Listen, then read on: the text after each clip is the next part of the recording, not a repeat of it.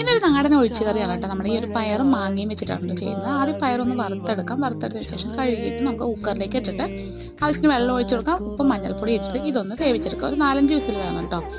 ആ സമയം നമ്മൾ മാങ്ങ ഒന്ന് കട്ട് ചെയ്ത് വെച്ചിട്ടുണ്ട്. അതുപോലെ തന്നെ മിക്സിയുടെ ജാറിലേക്ക് കുറച്ച് തേങ്ങ ഇട്ടിട്ട് 1 സ്പൂൺ ജീരകം ഇട്ട് നമുക്കിതൊന്ന് അരച്ചെടുത്തിട്ട് മാറ്റി വയ്ക്കാം.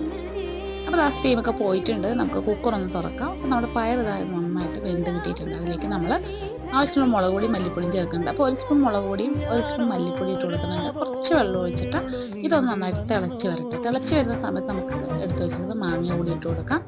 അതിനുശേഷം ഒന്ന് അടച്ച് വയ്ക്കാം. മാങ്ങയൊക്കെ ഒന്ന് വെന്ത് വരുന്ന സമയത്ത് നമുക്ക് അരച്ച് വെച്ചിരിക്കുന്ന അരപ്പ് കൂടി ചേർക്കാം. എന്നിട്ട് കുറച്ച് വെള്ളം കൂടി ഒഴിക്കുന്നുണ്ട് കേട്ടോ.